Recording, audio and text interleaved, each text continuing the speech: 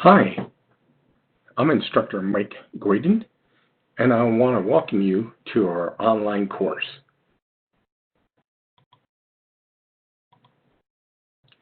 Here's a little bit about my background, and we'll have an open discussion in our first live chat for you to be able to share your background as well. I've been teaching online since 1999 for several different universities and colleges. I am doing systems engineering consultant work here in Colorado Springs, Colorado. And this is after I retired from the Air Force. I had over 22 years. I started out as a fighter pilot, flying F-4s. Then I cross-trained into information technology. I have done the whole life cycle of software and systems engineering development while in the military.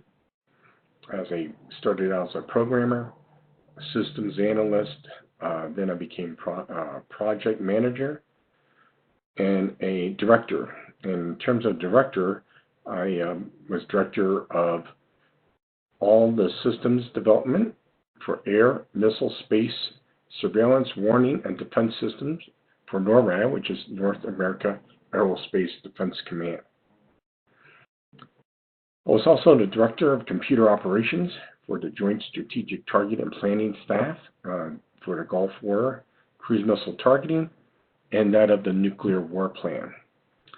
We did a lot of process re-engineering, and in the nuclear war planning system, also called the SIOP, Single Integrated Operational War Plan. So I bring a lot of systems and software engineering experience to the table, and we've done fiber backbone implementations, rapid prototyping. We're on the bleeding edge of technology in the projects I worked with while in the Air Force. And then after that time period, I did work for a defense contractor, Computer Technologies Associates, and worked in the area of cybersecurity as well. My educational background, I'm a graduate of the United States Air Force Academy, the Naval Postgraduate School, and the University of Northern Colorado. My focus, especially at the Naval Postgraduate School, was computer applications in command and control systems.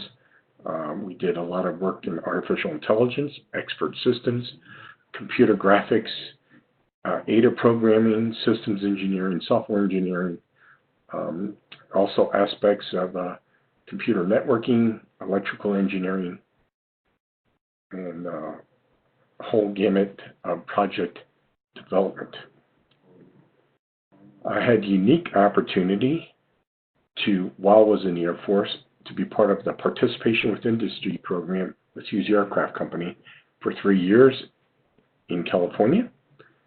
And there I was on loan to Hughes Aircraft Company and the project lead of the military group there in the development of the Joint Surveillance System, which was the replacement for the semi-automatic ground environment surveillance and defense of North America from air threats, Soviet bombers, along those lines.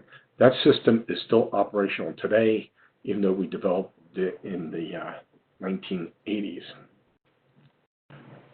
I was also an honorary affiliate of the Software Engineering Institute out of Carnegie Mellon University. The Software Engineering Institute worked with us on the first Air Force ADA project, software development of the air missile systems, and this is where we implemented the capability maturity model into that program the first time that model was used in the Air Force. We then also used that capability maturity model when I was at Offutt Air Force Base in Nebraska as part of our nuclear war plan development effort as well. My passion has been over 35 years of coaching many different youth sports, but the main focus being soccer. And I volunteered over 20 of those years. And then 14 of those years was also in coaching boys and girls high school soccer here in Colorado Springs. Been married over 44 great years. We have 3 grown kids, 6 granddaughters, and a grandson. I bring over 30 years of operational information technology experience to share with you in the course.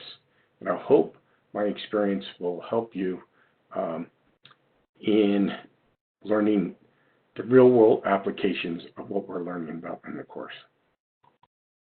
All right, here's a photo of myself in my high school coaching days here at Liberty High School in Colorado Springs,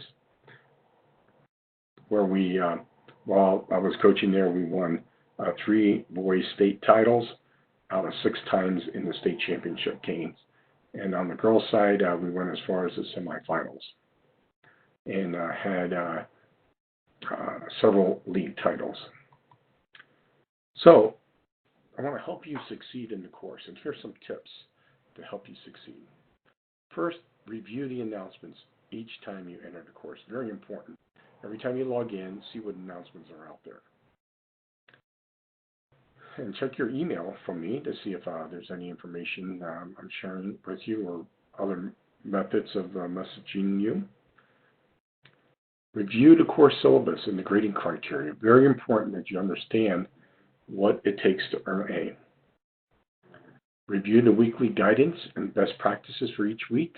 In there, I go over participation requirements in the discussion forums for each week. And turning in your homework assignments on time. Very, very important to get full credit. Watch the recorded version of the live chat if you're not in attendance. These live chats are optional. There's no grade associated with it. So at least watch the recorded version. And why is that? I go over the discussion forum questions each week with a model answer. I also go over the homework assignment each week with a model answer. Very important that you turn in all late homework by the last day of the course for partial credit. Review your grade each week after I posted the scores and let me know of any discrepancies. Now, if you do turn in late work, I will grade that by the following week of grading. So, please allow me up to that following week to grade any late assignments.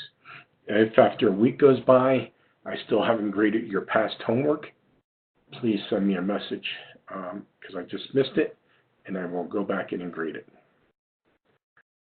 And send me a message if you have any questions about the assignment after reviewing the recorded live chat where I cover the assignment. Watching the live chat recording will help you understand the assignment and answer many questions.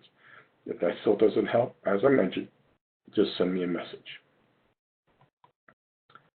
And I do want to at least cover the academic honesty and APA format policy. As you're aware, there's zero tolerance for violations of the CTU policies. Please make sure you review the policies. Make sure to review the originality verification document.